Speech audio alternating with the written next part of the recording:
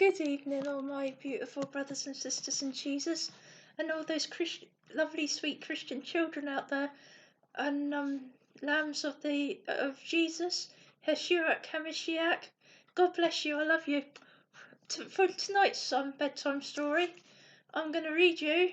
The chapter of this story is called A Beloved Pet, and here I'm reading it now. It was Christmas morning.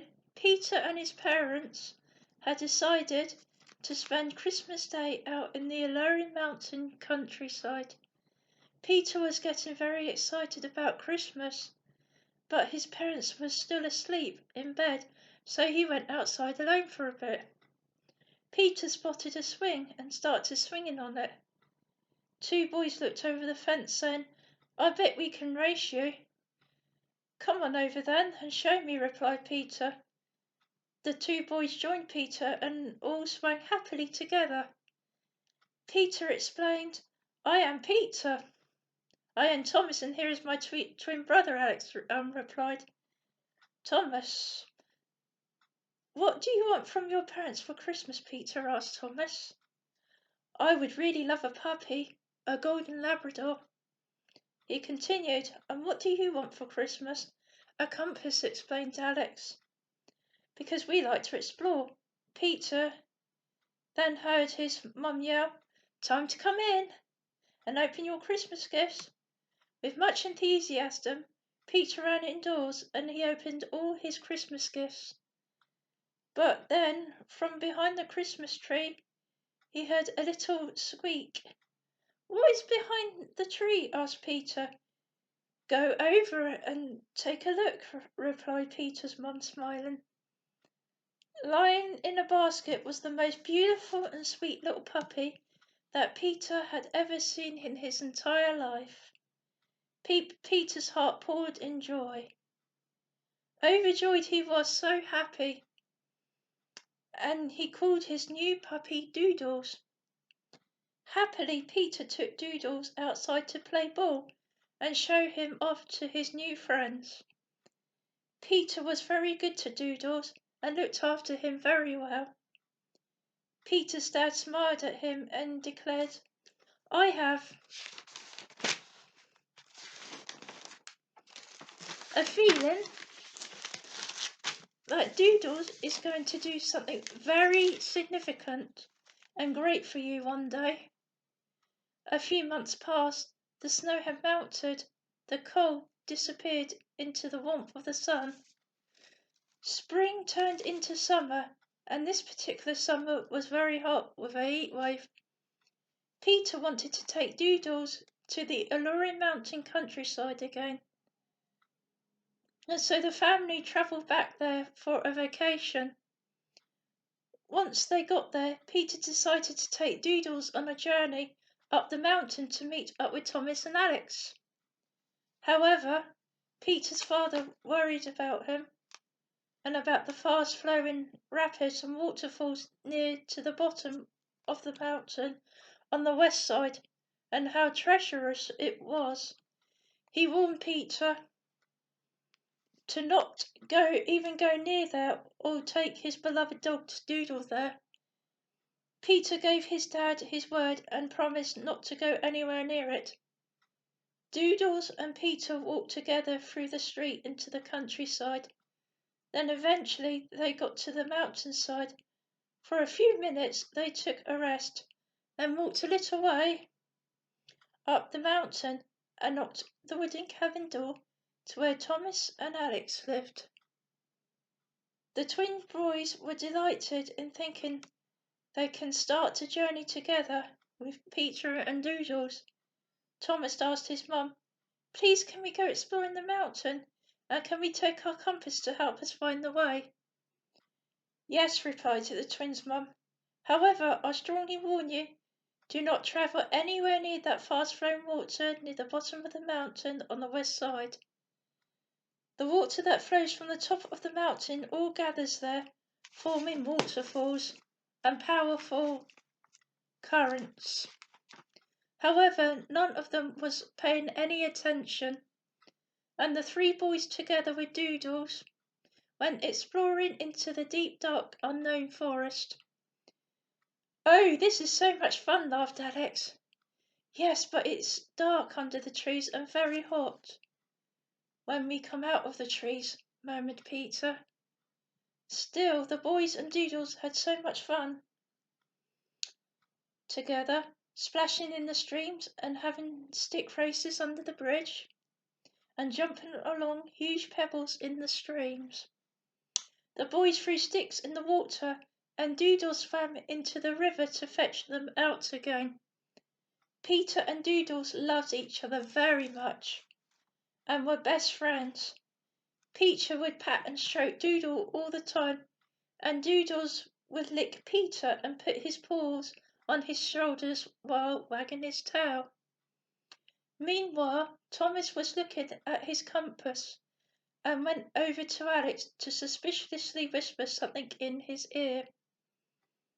They were planning something up very naughty, and they were up to no good. "Let's trick Peter, tell him that we lost our way, but are trying to get back home.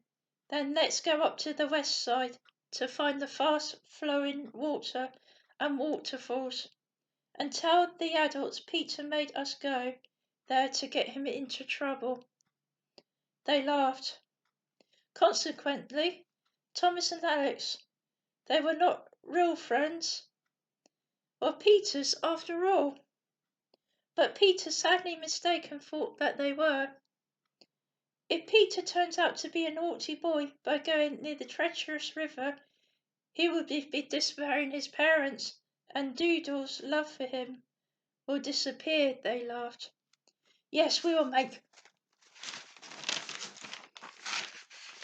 that too goody Sunshine into a boy that disobeys more and more to eventually becoming horrible like us."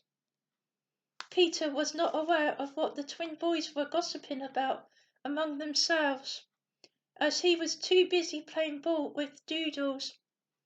"Come on, Peter, let's go explore some more deeper among the rocks, among the mountains." "That sounds very exciting," agreed Peter, as they journeyed more west and along the rocks. The rivers seemed to get more deeper and flowed much faster, a few less trees with more rocks.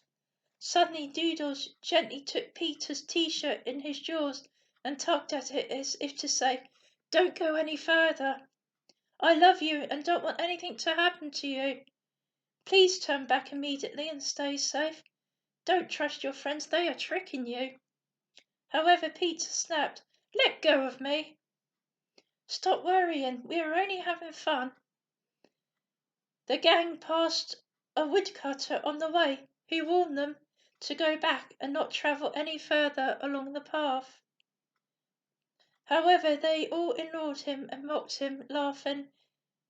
They just walked past him. Finally, they reached the treacherous rapid river, but in order to see it, they had to climb up over some rocks. Thomas and Alex laughed mockingly. "Go climb up those rocks, look over and tell us what you see." Peter did as they demanded, just to make himself fit in with them. Thomas and Alex giggled and climbed behind Peter. "Jump!" laughed the twin boys. "You tricked me all along. Doodles was trying to warn me of something." "I am so sorry," said Peter with tears in his eyes. But even though Peter ignored Doodles, Doodles still loved him and ran up to his side and tried to keep him safe.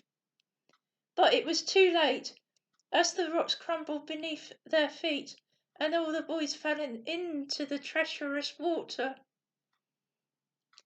"Help, please, help, we are sorry for the way we've been and want to change our ways," cried all the three boys. Doodles, without even hesitating, jumped in behind them. He caught up with them in the current of the river, and the three boys grabbed him. There was a tree branch up ahead. Doodles wanted the boys to save themselves, and all the boys jumped safely into the tree branch up ahead. Peter looked on, screaming, Doodles, as he disappeared over a waterfall to the rocks below. The boys ran along the river bank in hope that they could save him, but once they got there, they found him laying there with no response. Peter and the boys' parents turned up and tried to revive Noodles back to life, but it was no good. He was gone. Thomas and Alex were very remorseful and blurted out crying, "We are truly sorry about your dog. We was just meant to get you into trouble, not kill your dog." Peter's dad comforted Peter. Doodles truly is a hero. He reminds me of Jesus, who gave up his life to those who didn't deserve it. What Doodles has done for you and your friends is very significant and great, just as what Jesus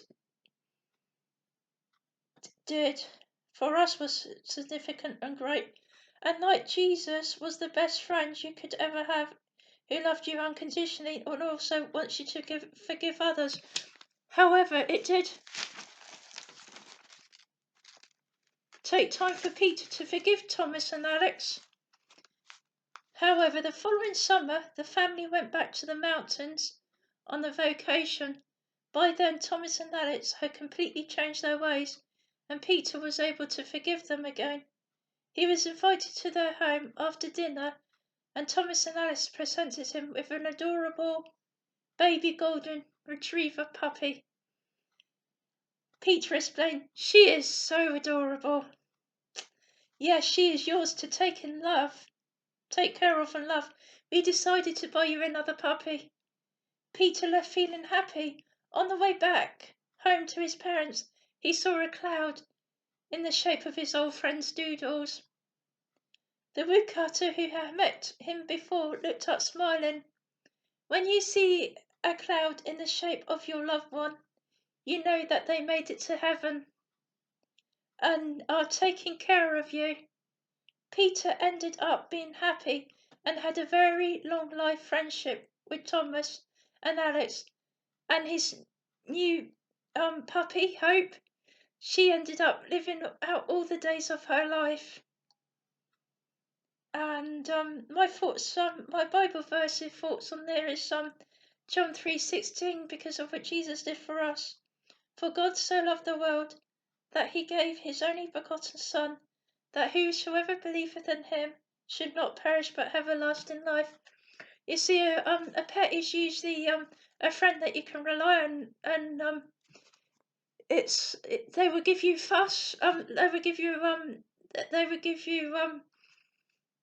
they will be so loyal to you, and they will give you affection, and they will love you abundantly, and that's what a pet cat or a dog does. They love unconditionally, and I know that people can get very attached to their animals. I never had an animal like a dog or a cat, but I had a couple of guinea pigs, and they certainly do love you unconditionally, and it's wonderful how God made the animals for us to take care of and enjoy and everything. Anyway, I hope you children out there enjoyed it, and you adult children too. That's got the heart of Jesus, and God bless you all.